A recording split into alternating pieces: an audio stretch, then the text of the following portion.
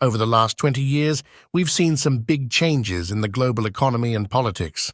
China has risen quickly, making the world more multipolar, and the US now sees China as its top rival. Elon Musk said that the foundation of war is economics.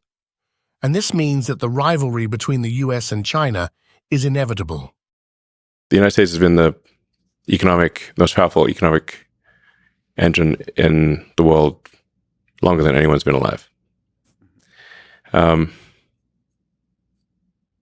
the foundation of war is economics. So now we have a situation, in the case of China, where the economy is likely to be 2, perhaps 3 times larger than that of the US.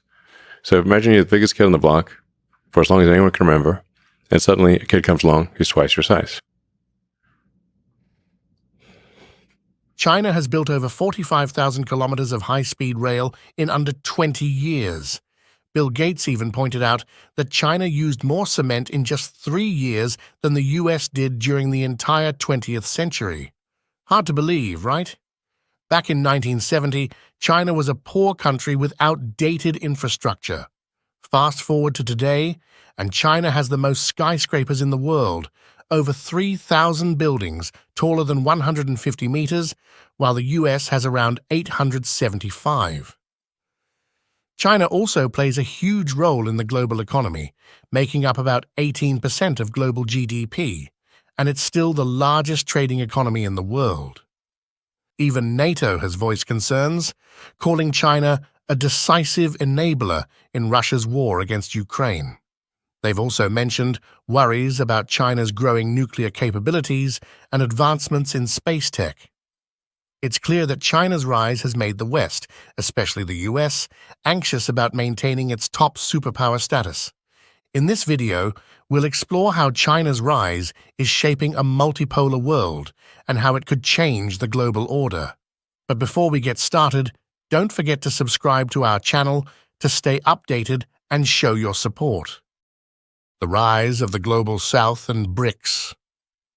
One clear sign that we're moving toward a multipolar world is the growing influence of the BRICS coalition. For a long time, the G7, made up of the US, Canada, the UK, Germany, France, Italy, and Japan, has dominated global economic decisions. But as the BRICS nations have seen rapid economic growth, their influence has also grown. China's incredible economic rise has had a huge impact on global trade, investment, and supply chains. With its strong manufacturing base, huge consumer market, and tech-driven growth, China is now a major player in the global economy. India, while not quite at China's level yet, has a massive population and a booming tech industry, positioning it to become the second economic powerhouse within BRICS. In 2023, the BRICS nations collectively made up 32.1% of global GDP, according to the IMF. That's almost double their share in 1995, and even more than the G7's current 29.9%. Although the BRICS countries have their own challenges and differences, their rise has led to more calls for a fairer, more inclusive global system. This gives a stronger voice to countries that want an alternative to the policies set by the G7. Since the Russia-Ukraine war started, trade between Russia and the G7 has dropped by over 36% since 2014 due to sanctions. But during that same period, Russia's trade with the other BRICS nations has skyrocketed, up by more than 121%.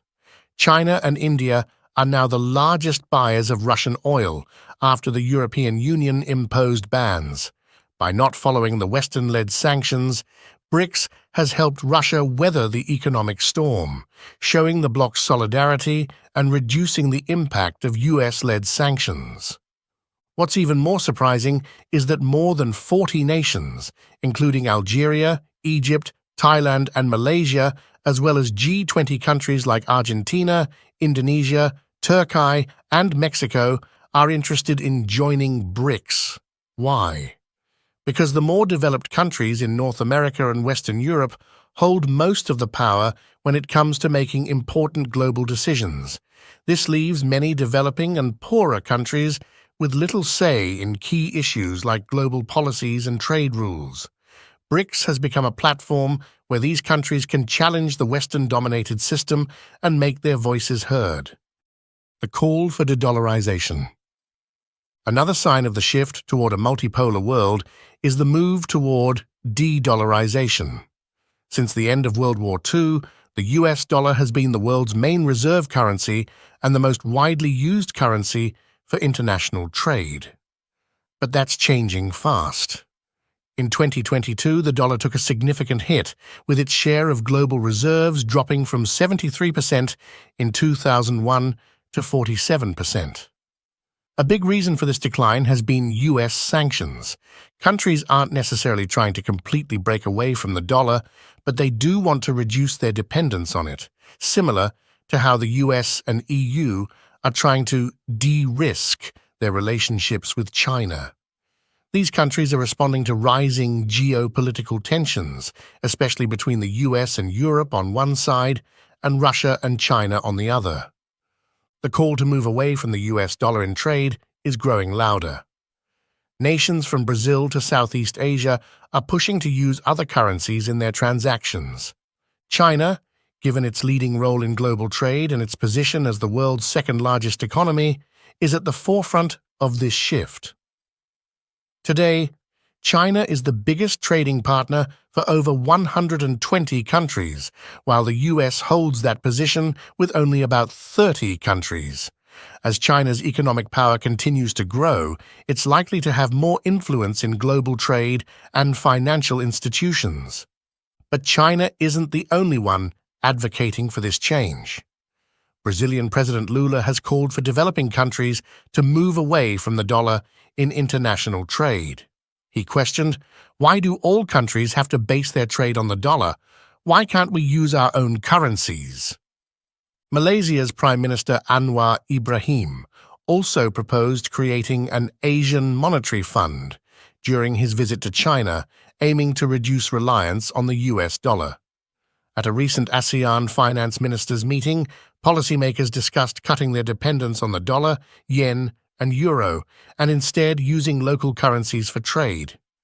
Even India, a US ally, has started settling trade in local currencies with the UAE. Perhaps the most striking development is the potential fall of the petrodollar system. For decades, Saudi Arabia has priced its oil sales in dollars while purchasing advanced weapons from the US. Now, however, the kingdom is considering pricing oil in other currencies.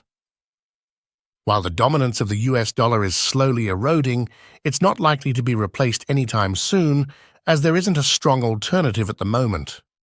While the US dollar remains the most dominant currency in the world, its decline seems inevitable as more countries move to reduce their reliance on it.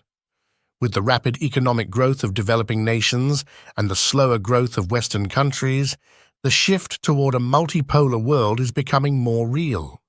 The only question is, how long will it take for this shift to fully happen? What do you think? Will the United States continue to lead as the world's dominant power, or will countries like China and India rise to share the role of global superpowers? We'd love to hear your thoughts, so leave your comments below. If you enjoyed this video, hit the like button, and most importantly, don't forget to subscribe to our channel to show your support.